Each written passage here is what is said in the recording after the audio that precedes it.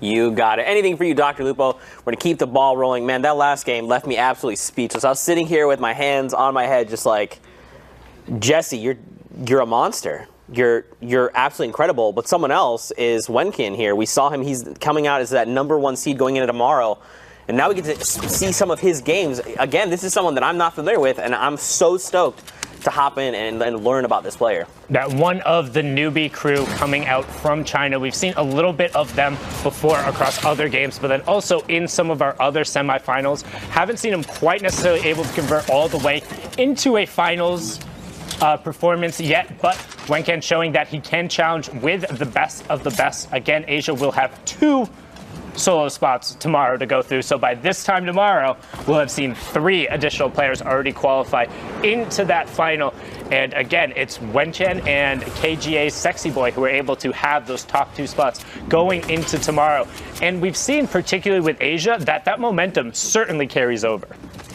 You know, man, it does. And I'm really excited because, like you said, we're going to see 3 more people punch their ticket.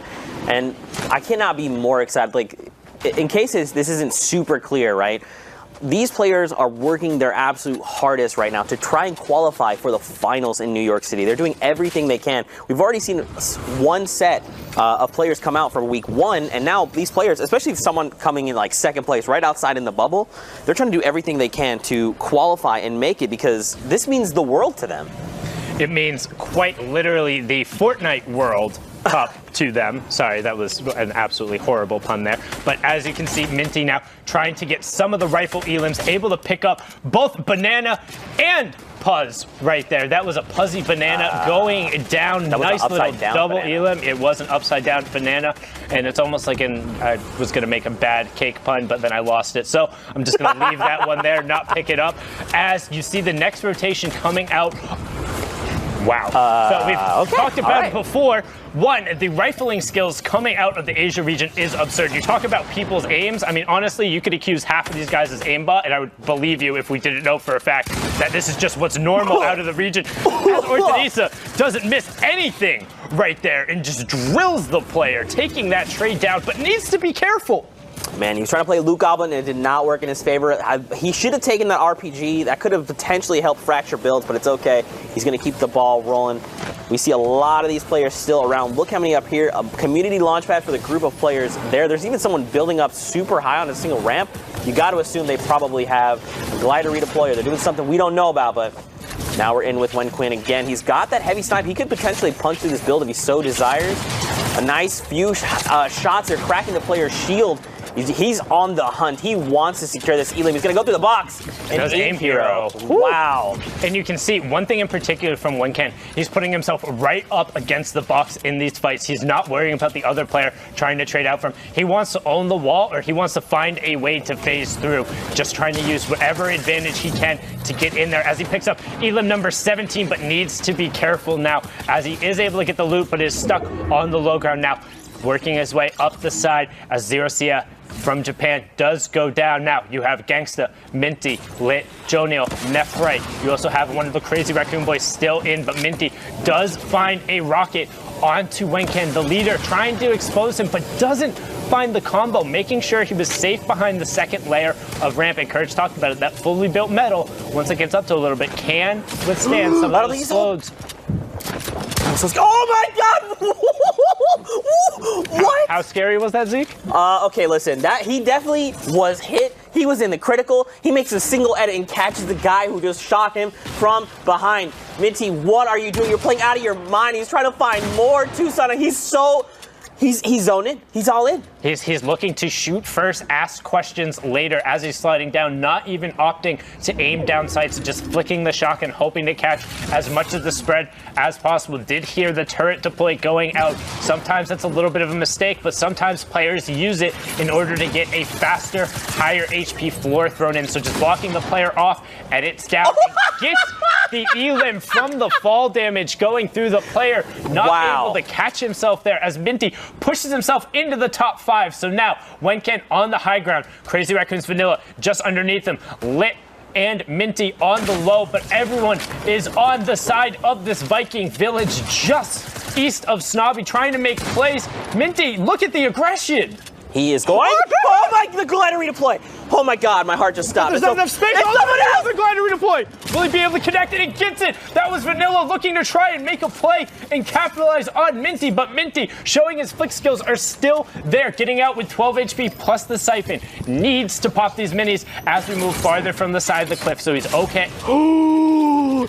That's a trap. Heard it though. Oh my. I could have swore he wasn't just gonna run out directly underneath the trap, because I'm like, there's no way. You heard it just armed. Maybe he thought it was in by the 1x1 next to him, but this is just a reminder, kids. Always check the ceilings. When you get home from school, check your ceilings. See if there's a spike trap there. You know, I feel like for me, I heard it and my brain automatically was like, hey, there's a trap, like, don't worry about it. Like, this guy's, you know, he's not gonna fall for that. And so I didn't even comment. I was like, I was gonna put it out of my mind. One less thing to think about. And then, though, to be fair, he was pinned, right? So like he had to go out that way, because otherwise you're pushing through the other players 1x1s. But still, it's tough. Now jumping on board with KGA Sexy Boy, he did finish in that second place spot. We're gonna jump over to one of his earlier matches, so you can see there. One, the circle is a little less dense as Circle 5 is closing and 15 players are remaining, so everyone has scored the 5 points from their placement. He also has 4 eliminations, so this to me kind of tells you we're looking in at what his first match looked like and what kind of like the first experience of these semifinals generally ends up being for some of these players in the other regions. But Sexy Boy has been dominant in solos, duos. We've seen him on every one of these leaderboards, Zeke. Oh yeah, dude, this is a name we're getting all too familiar with, right? This guy is an absolute monster, a slayer. I cannot wait to see more of his games. And honestly, if Asia just keeps this going, I'm literally gonna lose my voice. Like, I just yelled so much that last game. I feel it in my soul, but man, it was so dope. Yeah, so one thing in particular when it comes to Asia with the semifinal regions, it tends to be a lot more about how much you can capitalize on those eliminations while also winning the match. Like, that's what FaxFox did so well in the first qualifier in order to get there, as you get a reminder of what those placement thresholds are. If you get into the top 25, it's 3 points. Now we're in that 6 to 15 range, so that's 5 cumulative points. If a player gets into the top 5, they'll get 2 more, and then the victor Royale walks away with an additional 3.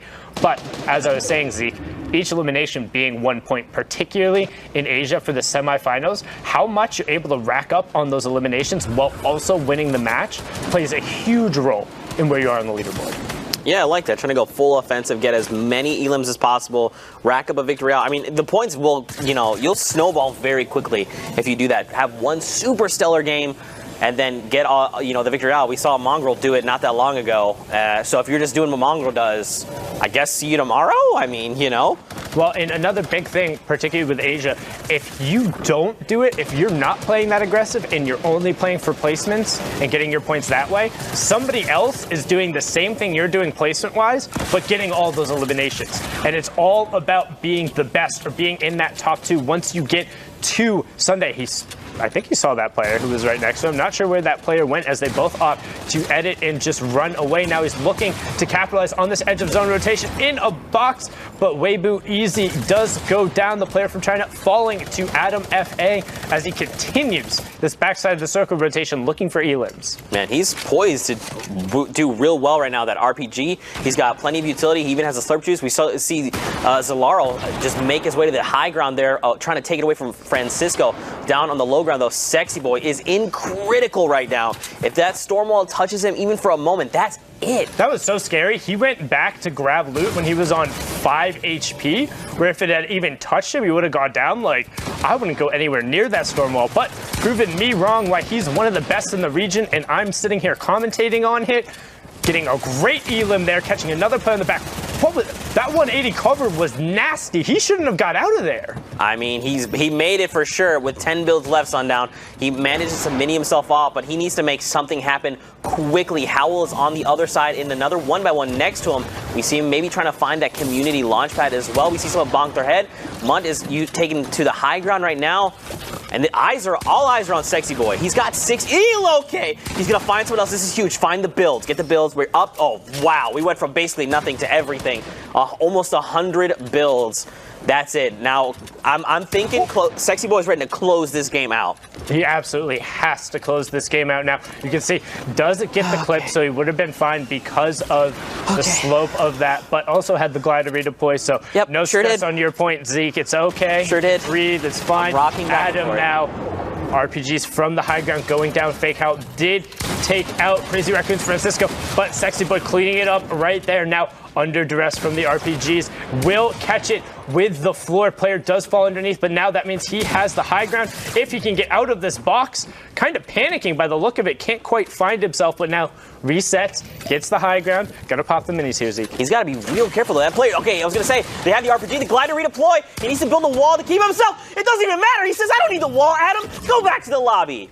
That was, honestly, like it seemed like both of those players kind of panicked there, but Sexy Boy showing off that his aim was clean, able to take out all the ones there, no problem. Speaking of Sexy Boy, let's send it over to Dr. Lupo and Bala. Concluded their games as well, so let's take a look at the standings, see how they are shaking out. Yeah, Wenkian at 94 points with 2 victory royales. That's fantastic. Wow. That's a ton of points. Yeah, and then Sexy Boy as well. Again, I think we saw him at the top of the semifinals in week 1 and then second place in the finals. So he's making sure that he's on the top every single time. Not qualified yet, but there's 2 spots up for grabs here in Asia. So this time, maybe he has the opportunity to redeem himself, to actually make it through. We've seen him so many times on the standings, but again, this is all about confidence going into tomorrow. As many points as you can get to be able to solidify that and all the early game moments and all that stuff. So we're gonna absolutely. That's pretty awesome. And it's cool to see Wenkin. I'd love to take a look at some of his highlights as well, because this is another person that's new on my radar, not someone I'm super familiar with, but 94 points, that's actually pretty insane. That's a ton of points to be had.